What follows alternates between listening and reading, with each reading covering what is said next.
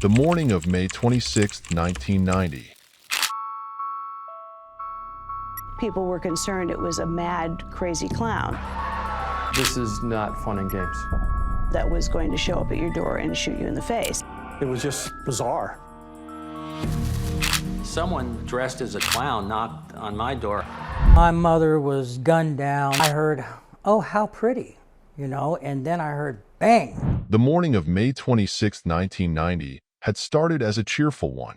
Joe Ahrens, her son recuperating from a broken leg, was having breakfast at home with his mom and 3 friends when they saw a clown approaching carrying balloons and flowers. The clown car, so to speak, a white Chrysler LeBaron. Inside, a delivery of balloons and a bouquet of flowers, gifts earmarked for Mrs. Marlene Warren. She was home with her son and several of his friends. A vehicle pulled up in the driveway. They noticed someone dressed as a clown exit the vehicle and approach the front door. Marlene opened the door. The clown had balloons and some flowers. She says, "Oh, how pretty." Joe says, "I'll still remember this fact to this day. One of the balloons said, 'You're the greatest.'" The clown pulls out a gun and fires at point-blank range to Marlene's face, and then bang, and she fell. At that point, her son knew something was wrong. Marlene was struggling to breathe, and then her son jumped to the phone, called 911 right away. As the clown slowly and silently walked to a car, Joe Ahrens and some of his friends tried to get a closer look at anything that might help describe the disguised attacker. He remembers seeing the clown's brown eyes as the clown got into a white Chrysler Baron. But to those who study crime and construct stories about it, the killer doesn't appear to be a stranger, says author Carl Heisen. There was something almost malicious about it. This was a personal crime. It was a very personal kind of crime. But the point to be noted, she was also taken away from her husband of 18 years, Michael Warren, a self-made man. But former neighbor John Herring says he seemed to be a fish out of water. Rough around the edges? A little rough around the edges.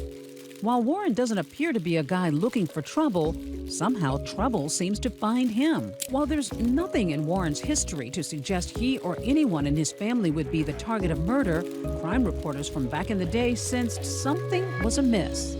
It made sense that the murderer, the killer, had to have known or been associated with the family in some way. The newspapers back then run with speculation that Michael may have had a mistress. And there is this curious comment from Marlene to her parents. She said to her parents, "If something happens to me, Michael did it." Michael was a local businessman in the car business.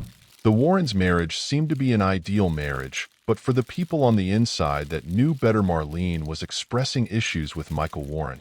The people closest to Michael Warren that worked with him knew there was something wrong because they were observing Michael Warren's interactions with a woman by the name of Sheila Keen, and the rumors was, what about Sheila and Michael?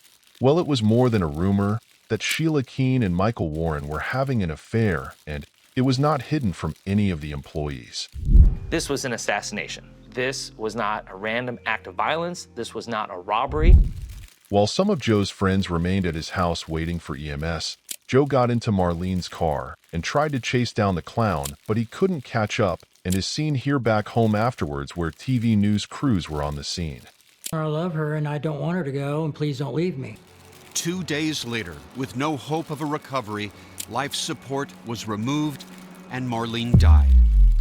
Authorities had also spoken with Joe's stepfather, Mike Warren, who they learned had an alibi.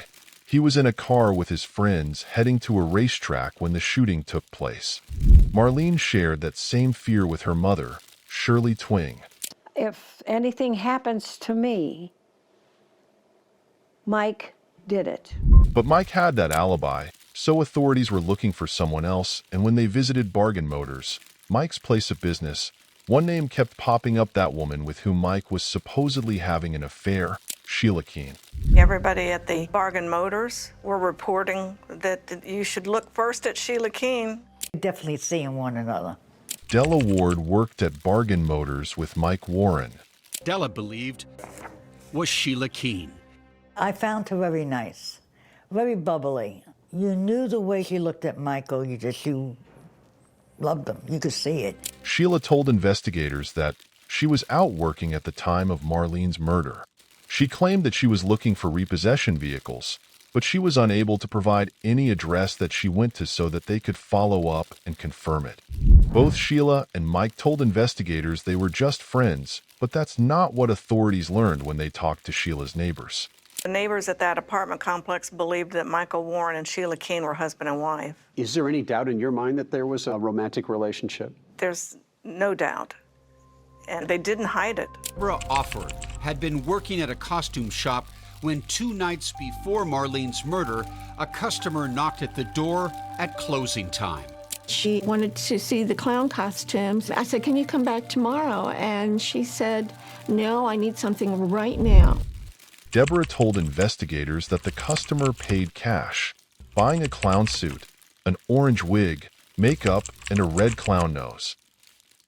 He was, I would say, about 5'10", long, thick, straight, like chocolate color hair, big brown eyes. And soon a big break, when detectives located this abandoned white Chrysler Leering, matching the description witnesses gave of the getaway car. There was synthetic fibers, similar type fibers to a clown wig that was scientifically, microscopically examined and found to be consistent. DNA technology was still in its infancy in 1990, and scientists were unable to make a definitive connection. Searching the offices of Bargain Motors at... And as they investigated Mike Warren's business, they discovered widespread fraud, charging him with racketeering, insurance fraud, and odometer tampering. He ultimately was convicted on 43 counts. He was not charged with any crime in connection with Marlene's murder. They wanted to put me out of business. I really can't think of a reason why, other than the fact of the type of businesses that we're in, as far as them landlords and crossing a few people by repossessing their car. And as the years passed, the case grew cold. And as for Sheila Keen, she seemed to disappear. Michael Warren got out of prison. He reconnected with Sheila Keen. Here's someone whose wife had been murdered, and he just married the chief suspect. What did that tell you? When you combine the fact that the two of them were in an affair at the time of the murder, and then later they got married, it did seem like mission accomplished. That marriage was in 2002. The Warrens, now middle-aged, settled into a new life in Tennessee, running this burger joint called Purple Cow. Former Purple Cow employees, Ashley Sexton and Cynthia Swafford, say they knew Debbie as a tough boss. He was awful, aggressive, mean. And even heard an alarming rumor about her past. Killed Mike's ex-wife. According to an employee, Sheila had appeared in clown makeup at the restaurant one year during Halloween by the fall of 2017. The Warrens had sold the business and retired full-time to the house in Virginia. When you combine the fact that they got married and seemingly lived happily ever after with the new DNA breakthrough, we're able to get enough evidence to make an arrest. On September 26, 2017, 27 years after Marlene's murder, authorities arrested Sheila Keen Warren driving on a road near their home. She was charged with first-degree murder. Greg Rosenfeld, Sheila Keen Warren's defense attorney, says Sheila was not the shooter. Aletha McRoberts says there was something Sheila asked as she was being taken into custody that caught prosecutors' attention. What she said is, "Well, are you going to arrest him too?" Pointing to her husband. Which suggests what to you? That she knew exactly what she was being arrested for, and they had done it together. Give it a knock. See if he'll answer a couple of questions. He wouldn't open the door, but we spoke through it for several minutes. Did you have anything to do with planning the murder of your wife, Marlene? You did not. Did you suggest to Sheila that she dress in a clown outfit? You're saying Sheila. Who said Sheila did that? I don't think she had anything to do with it. If I thought she had something to do with it, I wouldn't have been with it. Sheila Keen Warren's defense attorney, Greg Rosenfeld, says she's innocent, a victim of the state attorney's reckless desire to close a notorious cold case. And they said, you know what, this is our suspect. We're going to stick with it, even though the pieces of the puzzle didn't fit the puzzle. It's not surprising that they would try to point the finger at law enforcement for not looking at every potential suspect. But if you look at the evidence, it pointed to one person all along, Sheila Keen Warren. By 2022, she had spent 5 years in jail. Her trial postponed 6 times. And we had COVID, so it just was one thing after another. Decades of accumulation of files and photographs and mountains of evidence and documents. There was yet another surprise in a case that had been filled with the unexpected.